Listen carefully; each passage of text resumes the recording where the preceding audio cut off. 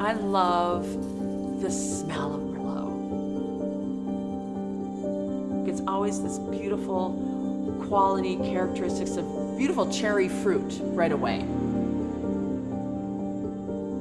And then it changes, but I know what to expect. It's that channel of flavor that's in every Merlot, that cherry, yes, the red and dark cherry, a little bit of blackberry notes in there that kind of runs in there. Yeah.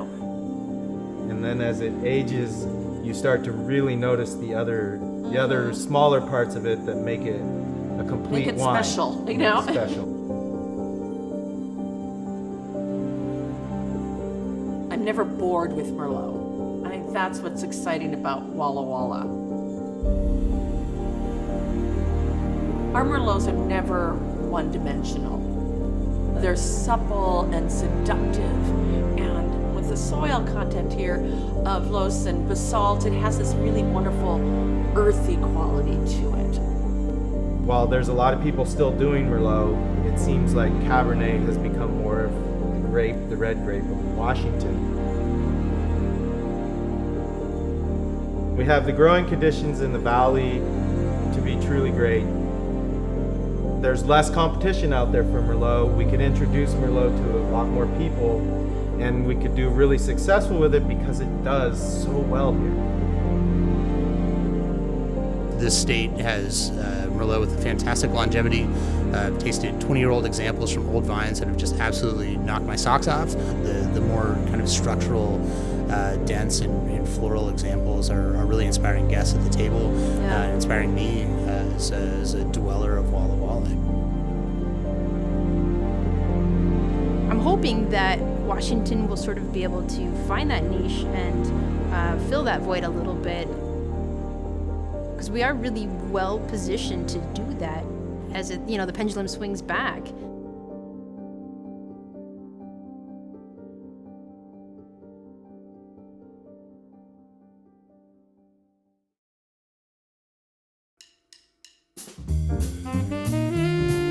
Jeff, good morning in the vineyard.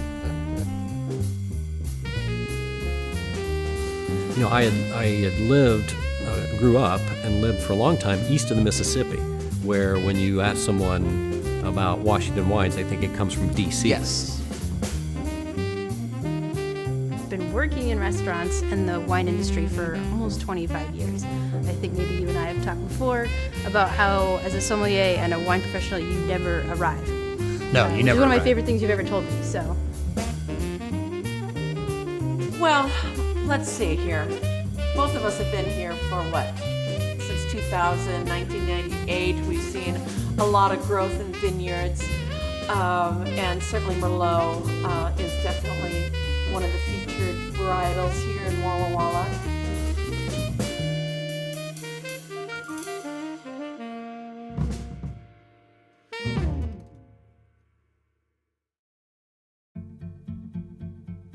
I had an aha moment with Merlot. I was working for a local winery, and we had pulled some samples from some of the oldest Walla Walla Valley plantings of Merlot. I think there are vines from 1982. Wow. Yeah, I was in Chicago as a wine director. That was my first experience of tasting Washington Merlot. My transcendent moment with Merlot, we were at Duckhorn, and I take a sip of this Duckhorn Merlot, and holy crap. I started in 99, and in 98, Tamarack's first year, we had produced 12 barrels of Merlot. Oh my gosh. Let's see, how many more are you at now? The only wine to taste was this 98 Merlot. We did a tasting here with a distributor at the Kinglet Yeah. last year, and they brought a bottle of Redi Gaffi from Tuarita, and I was like, well, what is this? And my boss was like, it's Merlot. Tasting the Merlot, I was just blown away by What it. is this? Yeah. I was like just floored at the complexity and all of the nuance and all the things happening.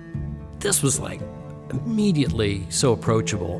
The mouthfeel was just so seductive. It was full-bodied and had nice soft tannins. Densely structured, powerful, rich, like mushroomy, earthy sample that I would drink right away. I could have just bottled that and been like, we're good. Yeah. Show's over. I'm going home. It was on that day where I got it. I understood why on the right bank of Bordeaux, this was Yep. the grape that they led with. So I think it's really important to sort of start out by saying how important Merlot is, that it's not a secondary grape, that it exists in and of itself in maybe the two most important, most expensive wines in Bordeaux, Le Pan and Petrus. It's important to recognize Merlot's critical dominance, frankly, not just as the most expensive wine in Bordeaux, but the most widely planted grape in Bordeaux.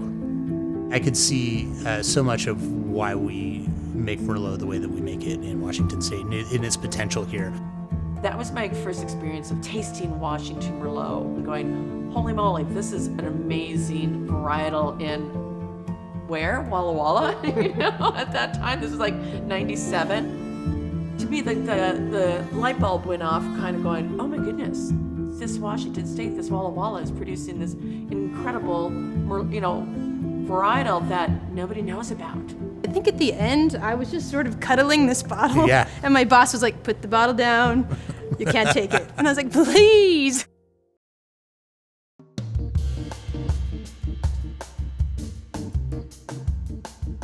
There's a certain writer who wrote a certain book, which got turned into a certain movie, which kind of, set the tone for Merlot getting trashed a little bit. Because of one movie, and I'm not sure we're allowed to name it in this conversation. He who but must Merlot not be named. exists. Yeah. Yeah. If they want to drink Merlot, we're drinking Merlot. No, if anybody orders Merlot, I'm leaving. I am not drinking any fucking Merlot!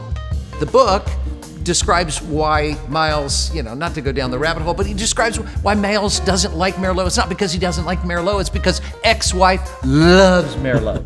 So, of course, he has to hate on Merlot because of that. It has nothing to do with the grape. And there's no question that Merlot sales suffered as a result of this. Actually, when you mentioned Sideways, and I know that everybody loves to pin down Sideways, and I do that all the time too. yeah. Oh, post Sideways. We need a scapegoat. P.S. Pre-Sideways, Merlot was extremely popular. If you went into a wine bar or a restaurant, you ordered a glass of Merlot. Merlot had become so popular that people were planting it everywhere, in all sorts of places and soils and vineyards that it should have been planted. Which happens all the time, right? When consumer demand goes up, so does planting of grapes. As long as you can put that on the label, it's going to sell. Yeah, and so they had planted a lot of rubbish Merlot. We're making a lot of rubbish wine. Yeah. And I think at some point the pendulum has to swing back the other way. It's just that Sideways gave it a kick really fast. Really hard. It's one of the 6 noble grapes, for the love of God, right? But of the 6, you got Cabernet Sauvignon, you got Merlot, you got Pinot Noir, you got Chardonnay, you got Sauvignon Blanc, you got Riesling.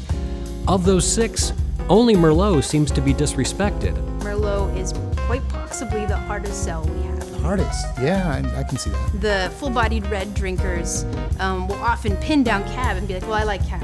But the descriptions that they start giving me often sort of lean heavier into Merlot. Consumers in a way have driven Merlot into being the thing that they don't like in a lot of ways, right? A lot of consumers don't know is that they probably love Merlot in theory, but by name, it's got a pretty rubbish reputation, but not because it deserves it. No.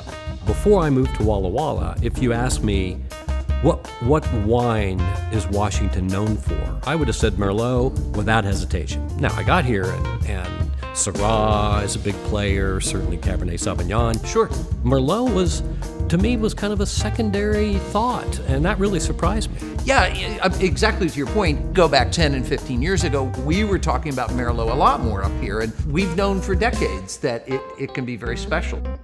Why don't we continue to celebrate that?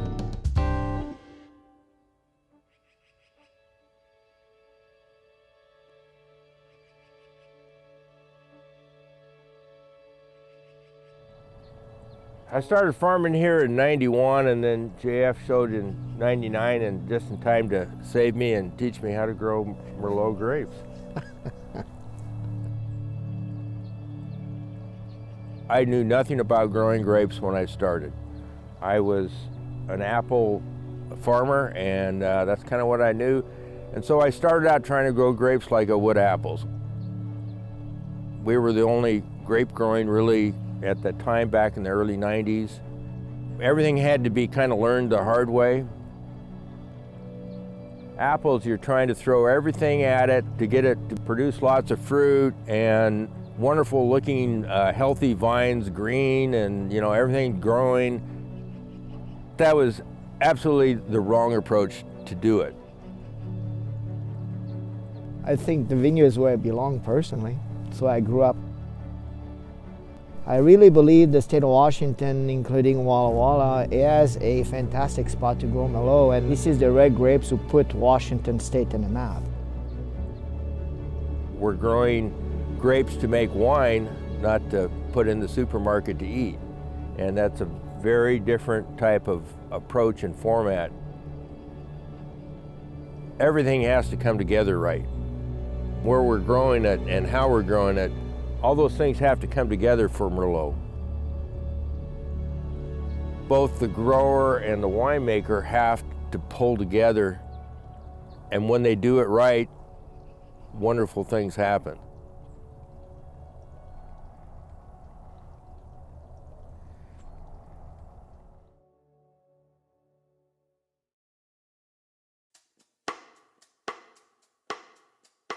If you call Cab the king, Merlot's kind of the queen of it all. And she's big and voluptuous, but also, like I said, she's got a fighter in her.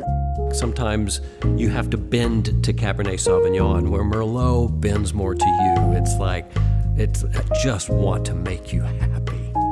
I think Merlot is much more approachable for the average person out there. It's more pleasurable. Good Merlot should have nice acidity. It should be round in the mouth with lovely fruit, but it's going to be a long, complete wine with that earthiness and wonderful complexity coming in on the end. And when you do Merlot right, it's unbelievable.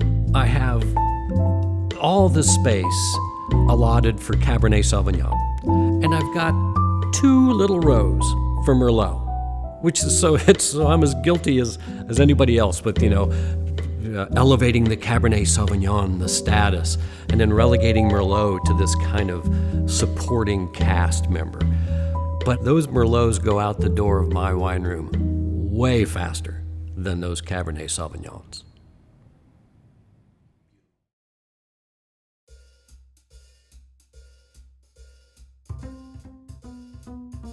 Everybody points to Pinot Noir, which is arguably maybe the greatest food wine in many people's eyes. As Jancis Robinson calls it, liquid chicken. Goes with everything. Chicken. Love it. I think Merlot hits a wide swath of foods, right? Take away the lighter fish, the things that are notoriously hard for wines to pair to. Unless there's a lot of sear marks. When you get the sear marks and you get the Maillard effect and all that stuff, I actually need to have some weight to a wine, and I probably need to have some toast level to that wine, and I may in fact need higher tannin levels than I'm going to get out of Pinot Noir. So I bring in my Merlot. For me, like lamb is the holy grail, lamb and Merlot. Yeah. You can have this really elevated meal and serve Merlot, and it'll show spectacularly. But you can go home and just have pizza or a hamburger or spaghetti and meatballs. A lot of times tables just want one bottle. Yep. Right? And everybody's having 4 different things. Oh, yeah, the classic question, of course, like, we want one bottle that goes with everything on this menu, and we're going to get 10 courses. This is why you don't have any hair. Yeah, exactly. No, it's a joke, but but I totally can feel that pain. But I think Merlot does such a good job because you can't do that with Cabernet. In fact, you're usually like, oh my God, they want Cabernet. What am I gonna do? Yeah. And you can't do that with Chardonnay, buttery Chardonnays. No. You can't do that with so many things. Right. But Merlot does everything. My charcuterie, it's going to be really great with those. And frankly, I'm not going to stick Pinot Noir and my Salumis together, but I'd be happy as hell to throw the Merlot at it. And again, I probably wouldn't do my Cabernet Sauvignon with it because it's just kind of a big wine asking for big moments, and the charcuterie moment is almost perfect with Merlot's less dominant, less outrageous personality. When you go into a restaurant and you're getting a steak, what are you going to get? Most people 90% always gravitate towards a Cab. are going to get a Cab that has that relationship. Try a Merlot with a steak. Right. If you do a Merlot right, it goes perfectly with steak. And then you bring in lamb chops and you bring in these other foods, Across and it the works board, across the so board. well with so many things.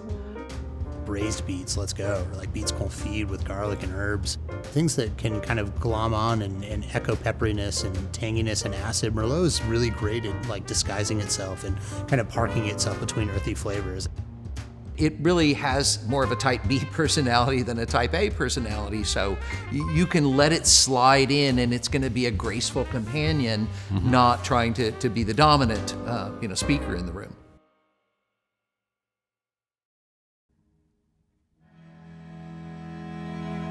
I think that the future Merlot is pretty bright. Yeah. And I love that the pendulum is swinging back, finally, right? As a sommelier, like you can make all these suggestive wines at a table and be like, oh, you should try this. And for a while there, Merlot was a pretty hard sell.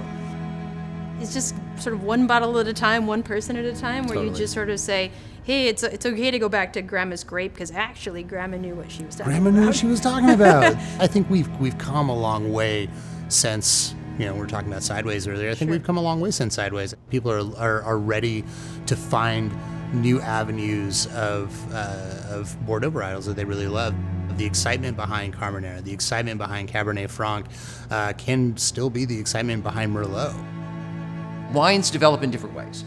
And I do think that a commonality of the greatest wines in the world is that it's not a simple curve of slow growth and then plateau and then it falls down, that often they can be those sorts of wines that you'll find them in a trough and you'll find them at a high point, and that can happen sometimes in unpredictable ways and over a period of time. Maybe we're halfway to the old world, or at least the classic and highly regarded areas of the old world, in which we are going to see this ebb and flow. I don't know, but for me, I will admit freely that one of the reasons I came to Walla Walla Valley was because I thought maybe that complexity can be available to me. And now, in honesty, when we go through the barrels, we're finding those those pieces that say, hey, show me, let me be the star of this particular show. It's having the energy that youth brings and the young crowd that comes in, and it's having that age of experience and pulling those all together. We have that whole range of people with skills and experiences and abilities. But a lot of it is that energy, that wanting to go create and to go do stuff. I think what I'm the most amazed is still the amount of young people coming here and are attracted to this great spirit of the valley. I think they're going to take the torch from where we are now to go to the next level. The future is very bright in Walla Walla.